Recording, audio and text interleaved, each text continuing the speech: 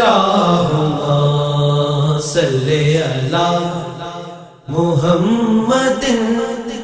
وعلی آلہ وصحبہ وسلم۔ بسم اللہ الرحمن الرحیم۔ اللہ تبارک و تعالیٰ کے پاکیزہ ترین نام سے آغاز کرتے ہیں جو بہت مہربان نہایت رحم والا ہے۔ درس بخاری کا سلسلہ کتاب الخصومات تک پہنچا تھا، یعنی جھگڑوں کی کتاب۔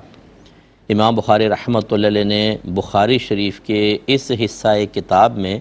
ان احادیث کا ذکر کیا ہے جس میں جھگڑوں کا تذکرہ ہے۔ حدیث نمبر 2412 ہے۔ حضرت ابو سعید خدری رضی اللہ تعالیٰ عنہ بیان کرتے ہیں کہ جس وقت رسول اللہ صلی اللہ علیہ وسلم بیٹھے ہوئے تھے، ایک یہودی نے آ کر کہا، یا ابا القاسم، یہ ہمارے نبی کی کنیت ہے، ابو قاسم آپ کنیت رکھتے تھے، کہ یا ابا القاسم، آپ کے اصحاب میں سے ایک شخص نے میرے چہرے پر تھپڑ مارا ہے۔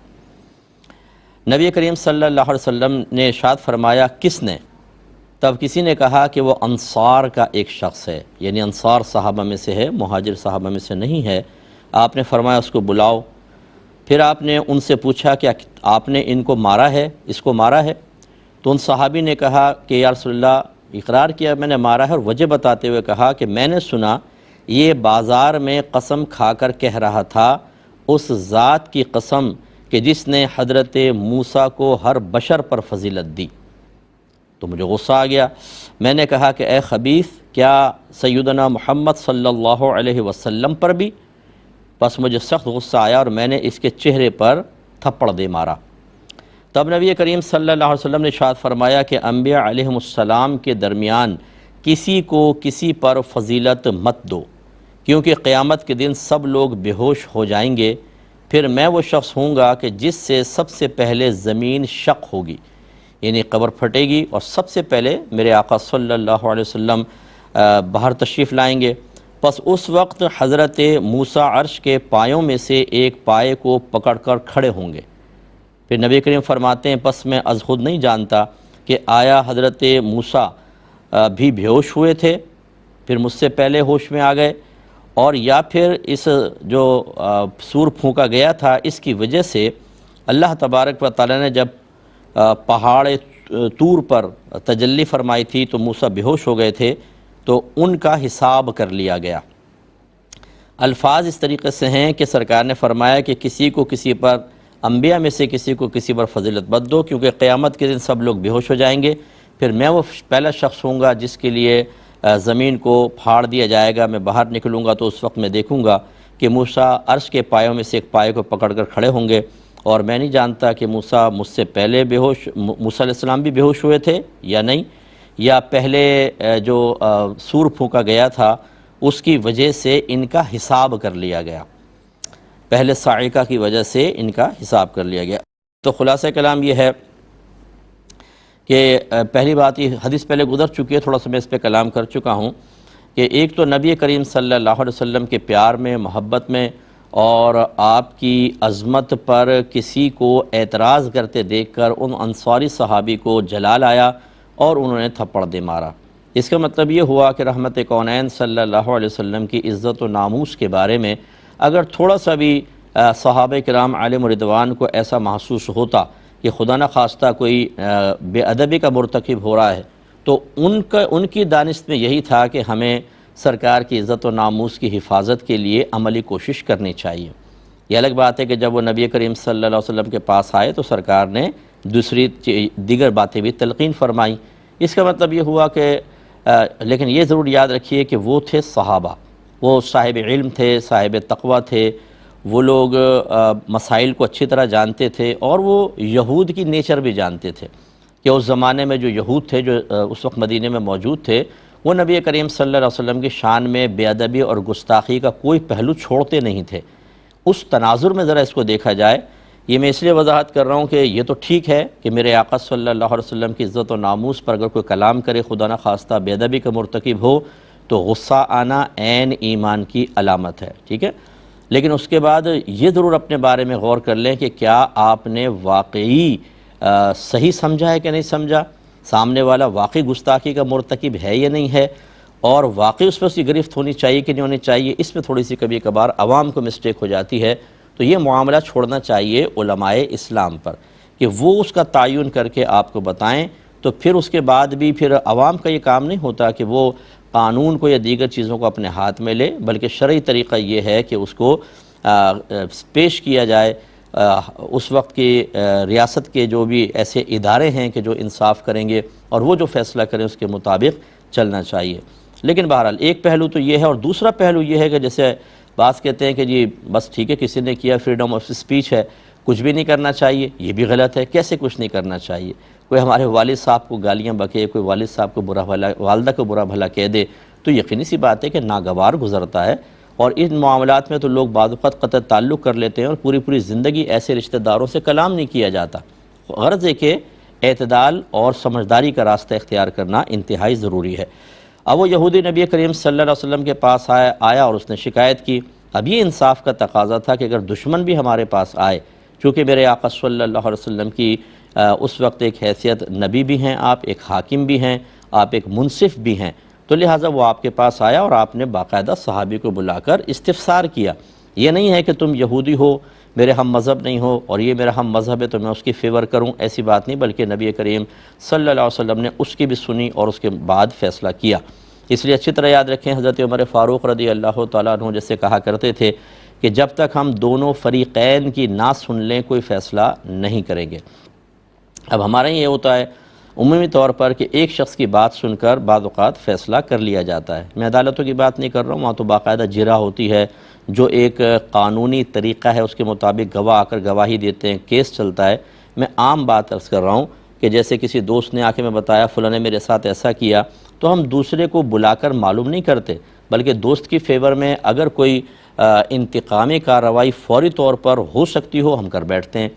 ایسی ماں باپ کبھی بچوں کے ون سائیڈڈ بات سن لیتے ہیں، دوسرے بچے کی نہیں سنتے، اور اس کے بارے میں برا گمان کر لیتے ہیں یا اس کو مارنا پیٹنا شروع کر دیتے ہیں، پھر بعد میں پتہ چلتا ہے۔ ایسی بڑی معذرت کے ساتھ اگر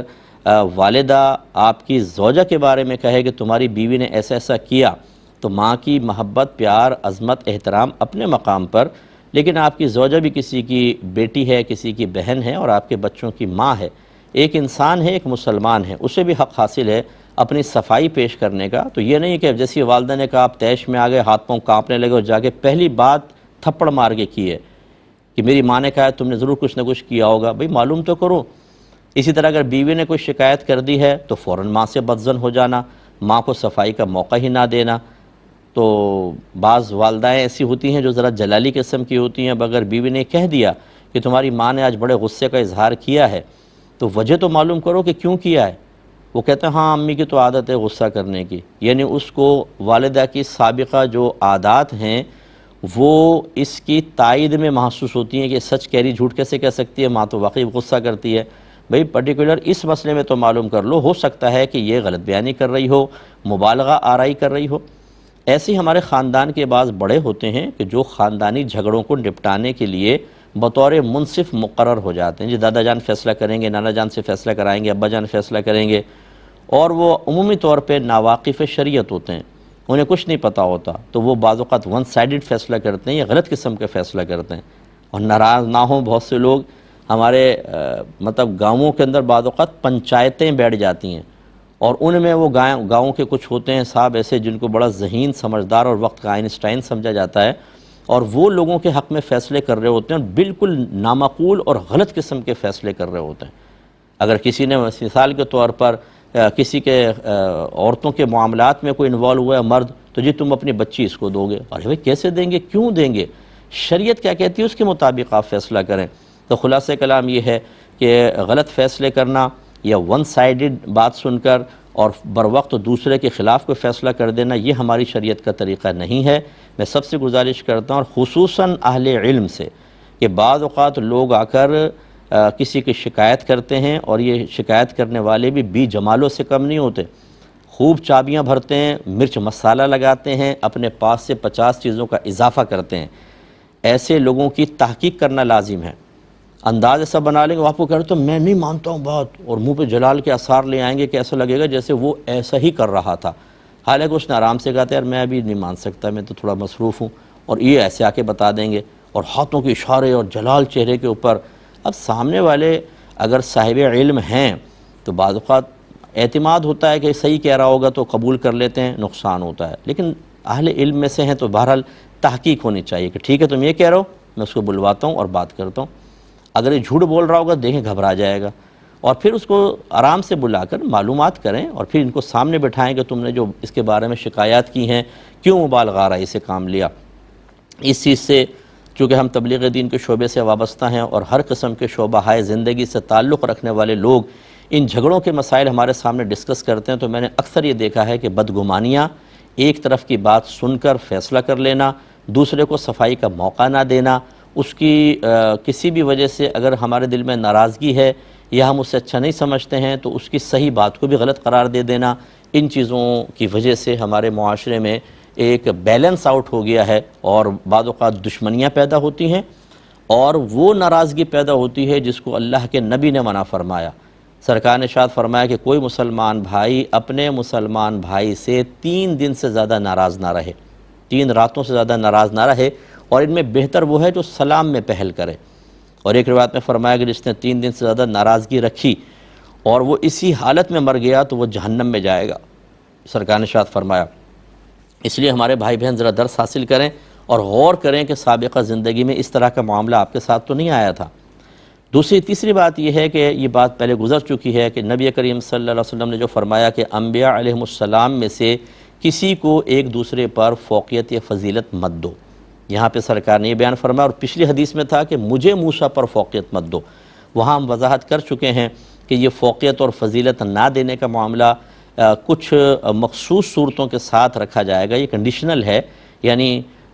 اس طرح نہ مجھے فضیلت دو یا ایک نبی کو دوسرے نبی پر فضیلت دو کہ دوسرے کے لیے تحقیر کا پہلو نکلتا ہو،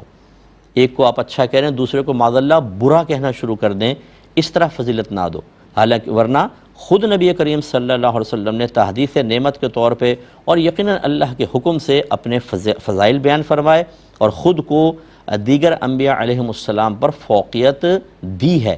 جیسے سرکار نے فرمایا انا سید الاولین والآخرین، میں پہلوں کا بھی سردار ہوں، میں بعد والوں کا بھی سردار ہوں۔ اور سرکار نے فرمایا کہ روز قیامت لواء الحمد اللہ تعالیٰ میرے ہاتھ میں دے گا، اور سارے جتنی انسان ہیں، جتنی مخلوق ہیں، وہ سب میرے جھنڈے تلے جمع ہوں گے، ان میں سارے نبی بھی ہوں گے۔ تو خود نبی کریم صلی اللہ علیہ وسلم نے ان فضیلتوں کو بیان فرمایا۔ تو خلاصہ کلام یہ ہے کہ اگر آپ اب اس سے ایک نتیجہ نکلتا ہے، دیکھیں یہ تو نبیوں کا تذکرہ ہے، لیکن اگر ہم اصول نکال لیں تو وہ یہ ہے کہ ایک بزرگ کو کسی دوسرے بزرگ پر اس طرح فضیلت نہ دو کہ ان کے لیے تحقیر کا پہلو نکل رہا ہو، یا ایک کو کے فضائل بیان کرو اور دوسرے کی برائیاں بیان کرنا شروع کر دو، یہ اللہ کے نبی نے منع فرما دیا۔ اللہ کے نبی کا فرمان تو انبیاء علیہ السلام کے لیے ہے، لیکن اب اس سے ہم نتیجہ یہ نکال سکتے ہیں، ہمارے ہاں اہل سنت میں مختلف تنظیمیں ہیں، ان کے لیڈر ہوتے ہیں، پیر اعظام ہیں، آستانے ہیں، اسی طرح دینی ادارے چل رہے ہیں، حتیٰ کہ مساجد ہوتی ہیں ان میں ائمہ ہوتے ہیں، اور ہر ایک کسی نہ کسی کو اپنا مرکز عقیدت بنائے ہوتا ہے۔ تو اب بعض اوقات ایسا ہوتا ہے کہ ایک اپنے بڑے کی اس انداز سے تعریف کرتا ہے کہ دوسروں کے لیے تحقیر کا پہلو نکل رہا ہوتا ہے۔ تو اس حدیث کی روشنی میں یہ چیز غلط ہے، ایسا نہ کریں۔ آپ اپنے مرکز عقیدت کی جائز اور صحیح تعریف بالکل کر سکتے ہیں، اس کا کوئی انکار نہیں کر سکتا، لیکن جان بوجھ کر ایسی ذومانی باتیں کرنا کہ دوسرا ہرٹ ہو، ثابت کرنے کی کوشش کرنا کہ دوسرا کمتر ہے، یہ غلط۔ اور یا پھر کھل کر اس طرح کرنا کہ ہمارے اندر تو یہ ہے اور دوسرے کے اندر یہ ہے، یعنی ان کی برائیاں بیان کرنا، اس سے کبھی بھی اتفاق، اتحاد، پیار اور محبت کی فضا قائم نہیں ہوتی، بلکہ کھچاؤ والا ماحول ہوتا ہے، ایک دوسرے کی برائیاں بیان کرنے والا ماحول ہوتا ہے، اور یہ چیز قطعاً غیر مناسب ہے۔ رحمت کونین صلی اللہ علیہ وسلم تو فرماتے ہیں کہ تمام مسلمان آپس میں ایک جسم کی مانند ہیں کہ اگر جسم کے ایک حصے کو تکلیف پہنچے تو پورا جسم تکلیف محسوس کرتا ہے۔ اور ایک روایت میں فرمایا کہ تمام مسلمان مومنین آپس میں ایک عمارت کی طرح ہیں جس کی ایک اینٹ دوسری اینٹ کو مضبوط کرتی ہے، اور یہاں پہ اینٹیں مضبوط کی ہم تو جڑوں کھیڑ رہے ہوتے ہیں، ایک دوسرے کی لیگ پولنگ کر رہے ہوتے ہیں، اور اس طریقے سے تقریریں اور بیانات ہو رہے ہوتے ہیں کہ میرا جو مرشد ہے، میرے جو مفتی صاحب ہیں، میرا جو لیڈر ہے وہ سب سے فوق ہے، باقی سارے چنے بیچ رہے ہیں۔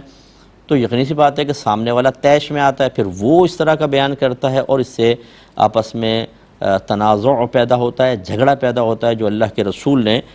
منع فرمایا، اس سے ہمیں بچنا چاہیے۔ آخری بات بھی ہم نے آپ کو بیان کر دی تھی کہ نبی کریم صلی اللہ علیہ وسلم کو علم بتدریج دیا گیا، آہستہ آہستہ، جیسے جیسے قرآن نازل ہوتا رہا، اس کی آیات کا جو آیات کے ظاہری مفہوم تھے، باطنی مفہوم تھے، نکات تھے، لطائف تھے، اس کے راز تھے، وہ اللہ تعالیٰ نے اپنے حبیب صلی اللہ علیہ وسلم کو بتائے۔ تو پہلی آیت سے بہت سارا علم حاصل ہوا، پھر دوسری سے اور علم میں وسعت ہوئی، حتیٰ کہ 23 سال کی مدت میں جب قرآن کا نزول تمام ہوا تو اللہ کے نبی کو بہت کچھ حاصل ہو چکا تھا، جو میں نے آپ کو تشریح کر دی تھی، پچھلے پروگرامز میرے دیکھ لیں، یوٹیوب پہ ڈلے ہوں گے، یہ درس بخاری کے، کہ سرکار کو ما کانا وما یکون کا علم دیا گیا، کہ جو پہلے ہو چکا وہ سب بتا دیا گیا، اور جو قیامت تک ہونے والا تھا وہ بتایا، لیکن چونکہ بتدریج بتایا تو ہو سکتا ہے یہ حدیث جیسے سرکار فرما رہے ہیں، مجھے نہیں معلوم کہ موسیٰ علیہ السلام بے ہوش بھی ہوئے تھے یا نہیں ہوئے تھے، یا مجھ سے پہلے ہوش میں آ گئے۔ تو یہ جو لا علمی کا بظاہر سرکار مظاہرہ فرما رہے ہیں یا اظہار فرما رہے ہیں، یہ درمیانی زندگی کا ہے، اور ہمارا جو دعویٰ ہے کہ آپ کو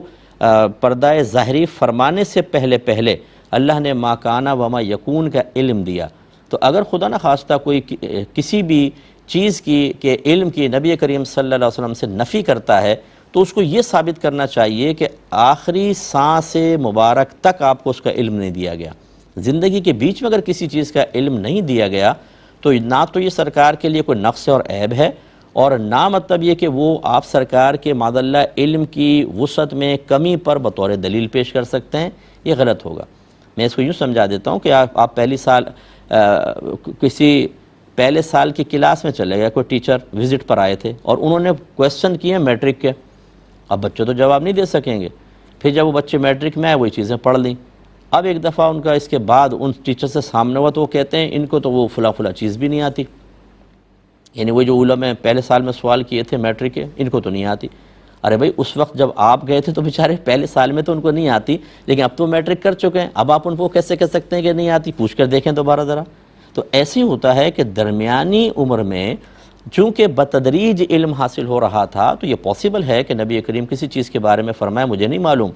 لیکن ثابت یہ کرنا، اگر کوئی کہتا ہے کہ اس کا علم نبی کریم کو نہیں ہے تو یہ ثابت اس کو کرنا چاہیے کہ بالکل آخری سانس تک آپ کو اس کا علم نہیں دیا گیا، جبکہ ہمارا یہ دعویٰ ہے وہی جیسے میں نے ما کانا وما یکون کا آپ کو بتایا۔ تو لہٰذا اب یہ جو آخری بات سرکار نے فرمائی کہ میں نہیں جانتا مجھ سے وہ بے ہوش ہوئے تھے اور پھر ہوش میں آ کے مجھ سے پہلے وہاں چلے گئے، یا پھر اللہ تعالیٰ نے ان کو بے ہوش ہونے والوں سے استثناء دے دیا۔ استثناء کا مطلب وہ بے ہوش ہی نہیں ہوئے، اور وہ کیوں نہیں بے ہوش ہوئے؟ کیونکہ جب اللہ تعالیٰ نے اپنی تجلی کوہ طور پر فرمائی تھی، جب موسیٰ علیہ السلام نے اصرار کیا کہ اللہ تعالیٰ مجھے اپنی زیارت کروا دے، اللہ نے فرمایا لن ترانی، آپ ہمیں ہرگز نہیں دیکھ سکیں گے۔ تو جب موسیٰ علیہ السلام کا اصرار بڑھا تو اللہ نے فرمایا اچھا پہاڑ کو دیکھیں، اگر یہ ہماری تجلی برداشت کر لے تو عنقریب آپ ہمیں دیکھ سکیں گے۔ اب جب پہاڑ پہ ہزارہ پردوں میں تجلی فرمائے وہ ریزہ ریزہ ہو گیا اور موسیٰ علیہ السلام بے ہوش ہو گئے۔ تو سرکار فرماتے ہیں چونکہ پہلے بے ہوش ہو گئے تو اس کا حساب یہ ہوا کہ آخر میں ان کو بے ہوش نہیں کیا گیا۔ اللہ تعالیٰ سے دعا ہے کہ جو کچھ ہم نے سنا اس کو سمجھنے کی توفیق عطا فرمائے، آمین۔ وآخر دعوانا ان الحمد للہ رب العالمین۔